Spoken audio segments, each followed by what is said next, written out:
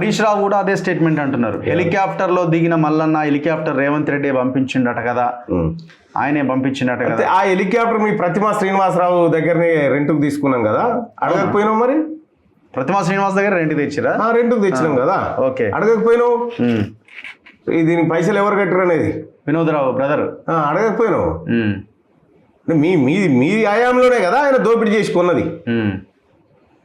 అడిగితే తెలియదా? రెంట్ ఎందుకు కట్టిరు మరి? రెంట్ ఎందుకు కట్టినామంటే కాదు, వాళ్ళు రెంట్కు పెట్టిరు కాబట్టి అది రెంట్కు తీసుకోవడం జరిగింది.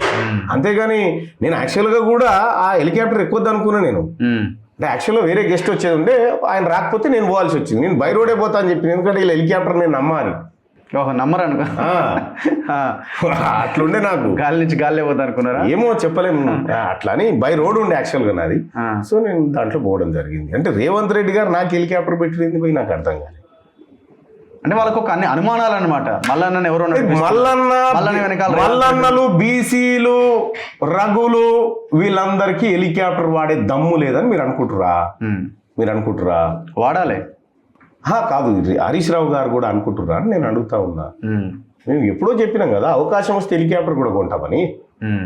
మీరు ఇది ఏదో విచిత్రంగా బీసీలే ఎట్లెత్తారా హెలికాప్టర్ అమ్మా అని అనుకుంటురా?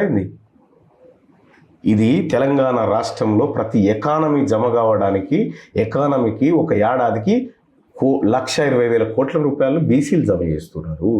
బీసీలు ఎకానమీ సృష్టిస్తూ ఉంటే, బీసీలు కొనుగోలు శక్తి పెంచుకొని పనిచేస్తూ ఉంటే దాని మీద మీరు ఆడుకుంటా మీరెట్లా కొంటారని చెప్తా ఉన్నారు.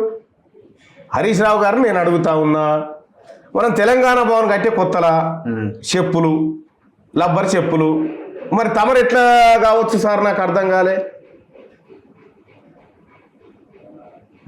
200 గ్రాముల లేని మంది మీరంతా 200 గ్రాముల మసాలా సరిపోతుంది ఇలా కాందానికి అంతా ఏమైనా కూర వండితే.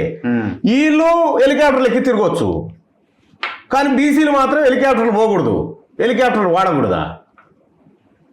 వీళ్ళు పట్టేదారులా దానికి? రేవంత్ రెడ్డి గారు నాకు హెలికాప్టర్ కాదు, నేనే రేవంత్ రెడ్డి గారికి హెలికాప్టర్ సమకూర్చేంత పరిస్థితిలో ఉన్నాం ఇవాళ బీసీలమంతా. మా బీసీల టెన్షన్గా మా లెక్క ఇది క్యాస్ట్ సెన్సస్ని కరెక్ట్గా పూర్తి చేసి చట్టసభలో దీన్ని పెట్టి ఆమోదింపజేసి పార్లమెంటుకు పోయి ప్రధానమంత్రితో ఆమోదింపజేసి 42% రిజర్వేషన్ ఈ బీసీల గనక ముఖ్యమంత్రి రేవంత్ రెడ్డి గారు దేగలిగితే రేవంత్ రెడ్డి గారి ఇంటి మీద హెలికాప్టర్తో పూలు పంపిస్తా. అంత చిత్తశుద్ధితో రేవంత్ రెడ్డి ఆలోచన ఉన్నదని మీరు అనుకుంటున్నారా? ఉండాలని కోరుకుంటున్నాం. అంటే 10%, 20%, 30%? నేను పర్సెంటేజ్ చెప్పలేను, విశ్వాసంతో ఉన్నా, నమ్మకంతో ఉన్నారు. ఎస్. కానీ మరి ఇంత నమ్మకం మీరున్నారు, కానీ ఆయనేమో మీకు నోటీస్ పంపిండు కదా. ఎవరు? రేవంత్ రెడ్డి గారా? రేవంత్ రెడ్డి గారు ఎందుకు పంపుతాడు నోటీసు? రేవంత్ రెడ్డి తెలియకుండా నోటీస్ ఎట్లా ప్రింట్ అవుతుంది? విషయం ఏంటంటే ఇక నోటీసు నేనే దేక్తలేను ఆ నోటీసుని, దాన్ని మీరు సీరియస్గా ఎందుకు తీసుకుంటారు? సరే ఫస్ట్ అయితే తీసుకో, తర్వాత చూద్దామని అన్నాడా?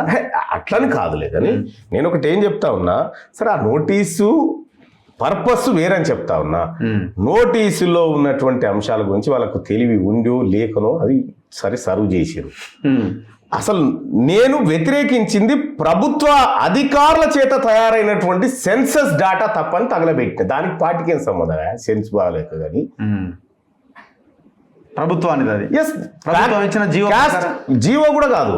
ఇంకా మా రాహుల్ గాంధీ గారు చింపేసినట్టు ఆర్డినెన్స్ కూడా కాదు, మళ్ళా ఆర్డినెన్స్ కూడా కాదు, కాగితం అది.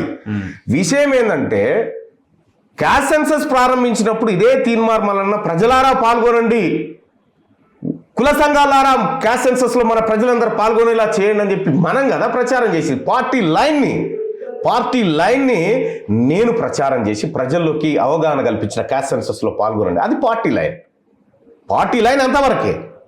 ఈ అధికారులు జానారెడ్లు వీళ్ళందరూ చేసినటువంటి ఫేక్స్ డేటా ఏదో ఉందో అది ప్రభుత్వానికి సంబంధించిన డాక్యుమెంట్.